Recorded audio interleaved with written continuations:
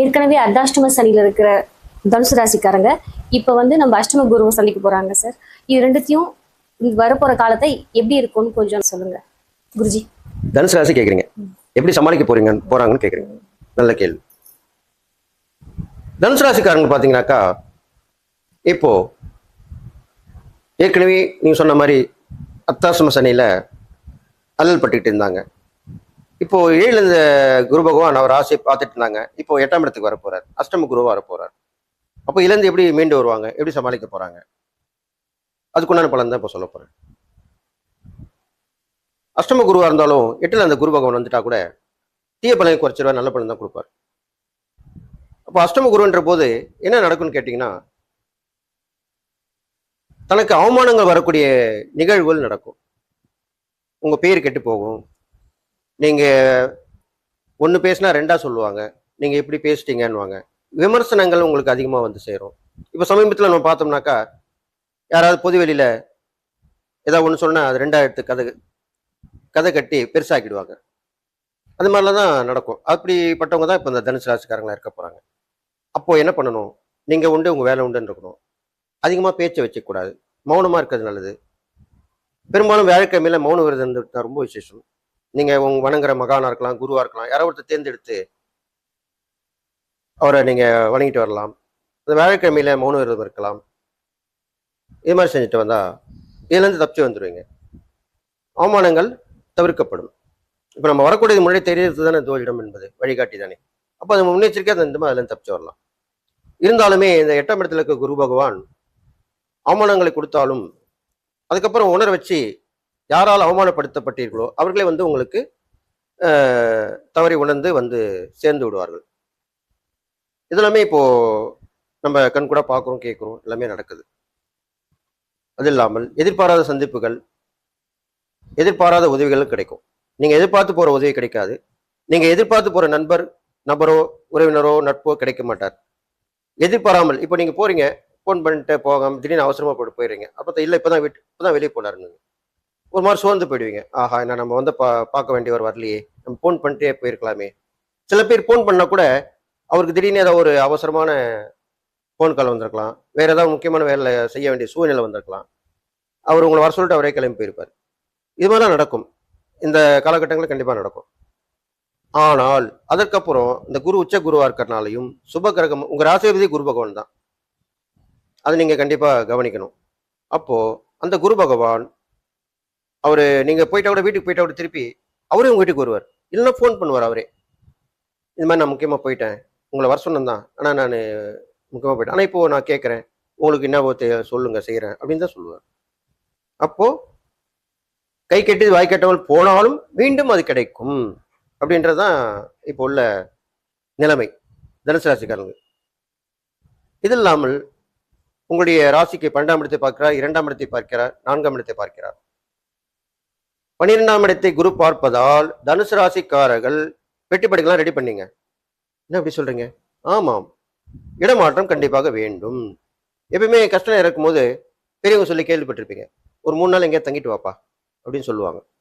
நிறைய கோயிலில் கூட போய் நீங்க அடிக்கடி கோயில் போற பழக்கமான கோயில் இருந்தா கூட அங்க நீங்க இந்த மாதிரி சொன்னீங்கன்னா, உங்களுக்கு நேரம் சரியில்லை, ஒரு 3 நாள் எங்கேயாவது தங்கிட்டு வாங்க, கோயிலில் தங்கிட்டு வாங்க, இல்லை சொந்தக்கார வீட்டில் தங்கிட்டு வாங்க அப்படின்னு சொல்லுவாங்க.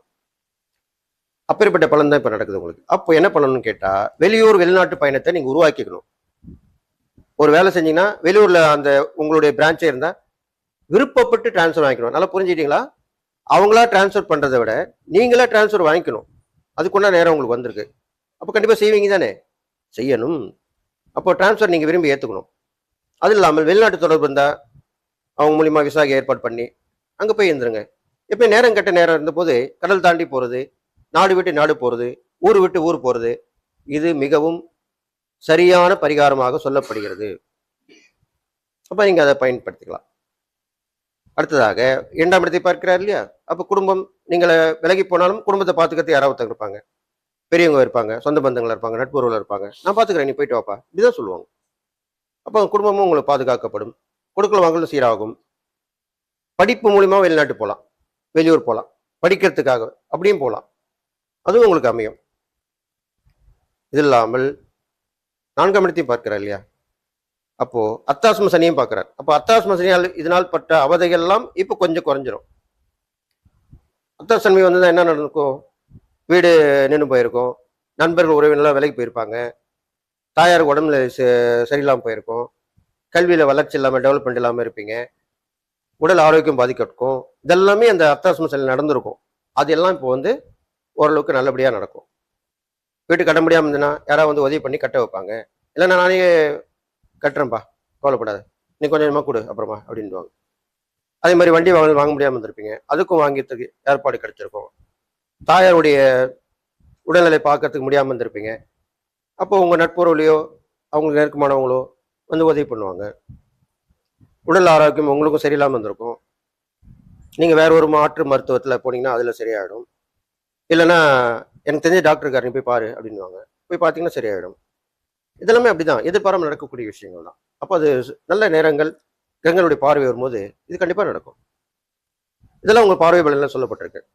அப்போ தனுசு ராசிக்காரர்களுக்கு அந்த அஷ்டம குரு பலன் இருந்தாலும் பார்வையோட பலன் கண்டிப்பாக நல்லது செய்யும். அதுதான் சொல்லுவேன். அது ரெண்டாவது உங்க ராசாதிபதி குரு. அப்போ குருவுக்கு உண்டான அதி தேவதைன்னு பார்த்தீங்கன்னா முருகப்பெருமான் தான். அப்போ முருகப்பெருமானை வழிபட்டு வரணும். பெரும்பாலும் திருச்செந்தூர் முருகப்பெருமானை வழிபடலாம். சுவாமி மலையில் வீட்டிற்கும் தகப்பன் சாமிக்கே சிவனுக்கே உபதேசம் பண்ண முருகர் சுவாமிநாத சுவாமின்னு சொல்லுவாங்க, அவரை வழிபடலாம். ஆறுபடை வீடு முருகர் கோயில் போயிட்டு வரலாம். முருகரை குருவாய் ஏற்றுக்கொண்டு விளங்கக்கூடிய கோயிலுக்கெல்லாம் போயிட்டு வரலாம். இது மாதிரிலாம் பண்ணலாம். இப்போ இங்கே சென்னையில் எடுத்துக்கிட்டிங்கனாக்கா இந்த பொன்னேரி பக்கத்தில் ஆண்டார்கோப்பன்னு ஒரு முருகப்பெருமான் இருக்கார். அது வந்து பிரம்மனுக்கு உபதேசம் பண்ண முருகர். அப்போ அவரும் ஒரு குருவாக தான் அங்கே விளங்கப்படுகிறார். பிரம்மனுக்கு உபதேசம் பண்ணும்போது அது குருஸ்தானம் தான். அப்போ அந்த கோயிலுக்கும் நீங்கள் போயிட்டு வரலாம். அப்போ மாற்றங்கள் ஏற்படும், உங்களுடைய வாழ்க்கை சீராக்கப்படும். செய்யக்கூடிய தான தர்மம் பார்க்கும்போது குழந்தைங்களுக்கு நிறைய செய்யணும். கல்வியில பெரும்பாலும் கல்விக்கு பண்றது நல்லது. அவருடைய இந்த படிப்புக்கு உண்டான கட்டணங்கள் கட்ட முடியாமல் இருந்தாங்கன்னா அதுக்கு உதவி பண்ணலாம். உங்களால் முடியலாம் 4 பேரும் சேர்ந்து உதவி பண்ணலாம். பெரும்பாலும் குழந்தைங்களுக்கு இனிப்பு தென்பண்டங்கள் வாங்கி கொடுப்பது ரொம்ப விசேஷம். இந்த குருவுக்கு இனிப்பு தென்பண்டங்கள்லாம் பிடிக்க ரொம்ப விசேஷம். அப்போ அந்த குழந்தைகளுக்கு கொடுக்கும்போது அது குருவோடைய பிரீத்தியாக இருந்து அந்த பரிகாரம் செய்யப்பட்டு உங்களுக்கு நன்மை விஷயம் நடக்கும். கெடுதலான விஷயம் நடந்ததா கூட அது மாற்றி அப்படியே நல்ல விஷயமா ஆக்கப்படும். இதெல்லாமே நடக்க போகுது உங்களுக்கு.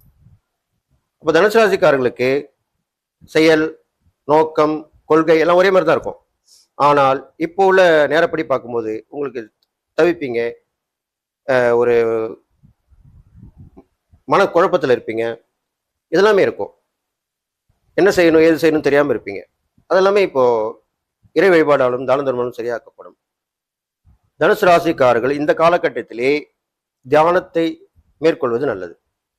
ஒரு குருவை நோக்கி தியானம் பண்ணலாம், குலதெய்வம் இஷ்ட தெய்வத்தை நோக்கி தியானம் பண்ணலாம், அடிக்கடி பிரயாணங்கள் மேற்கொண்டு வரலாம், எல்லாமே செஞ்சுட்டு வரலாம்.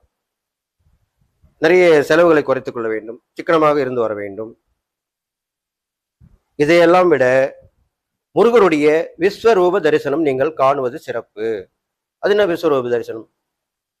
இரவு நடை சாத்திய பிறகு காலையிலே முதலில் திரை விளக்கப்பட்டு சுவாமி தரிசனம் செய்வதுதான் விஸ்வரூப தரிசனம். அது முருகப்பெருமானை நீங்க பார்க்கறது நல்லது. ஒரு முருகர் கோயில் போங்க, காலையில திறக்கிற நேரம் தெரிஞ்சுங்க, அது திறக்கும் போது எதிர்த்தாப்புல போய் நில்லுங்க. அப்போ அந்த விஸ்வரூப தரிசனத்தில் தான் எல்லா தெய்வங்களுமே வந்திருக்கக்கூடிய பக்தர்களை முதன்முறையாக பார்ப்பார். நம்ம பார்க்கறது முக்கியம் இல்லை சாமியை, சுவாமி நம்மளை பார்க்கணும். அதுதான் முக்கியமான விஷயம். அதுதான் அந்த விஸ்வரூப தரிசனத்துல முக்கியமான ஒரு விசேஷமான பலனாக சொல்லப்பட்டிருக்கு. அப்போ அந்த விஸ்வரூப தரிசனம் கண்டீர்களானால் விஸ்வரூப பிரச்சனை இருந்தாலும் அது சரியாக்கப்பட்டுவிடும். அப்போ தனுசு ராசிக்காரங்களுக்கு இந்த அஷ்டம குருவை பற்றி கவலைப்பட வேண்டிய அவசியம் இல்லை. அத்தாசம் சனியும் குருவின் பார்வையால் மட்டுப்படும். எனவே இந்த குரு பயிற்சியிலே தான் உண்டு தன் வேலை உண்டு இருந்து சொல், செயல், நோக்கம் எல்லாம் ஒரே கருத்தாக கொண்டு பயணித்து யாரிடம் அதிகம் பேசாமல் இருந்து வந்தீர்களானால் எல்லா துறையிலுமே நீங்கள் வெற்றி பெறுவீர்கள். நல்ல அனுபவம் ஏற்படும். உழைப்பிலும் நல்ல ஒரு முன்னேற்றம் ஏற்படும்.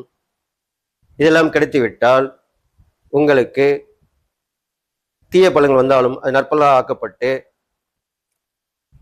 4 பேர் மாறி பரவாயில்ல நல்லா வந்துட்டான், இவ்வளோ கஷ்டமான நேரத்தில் கூட ஏதோ தெய்வ சக்தியால் வந்துட்டாங்க அப்படின்னு தான் சொல்லுவாங்க.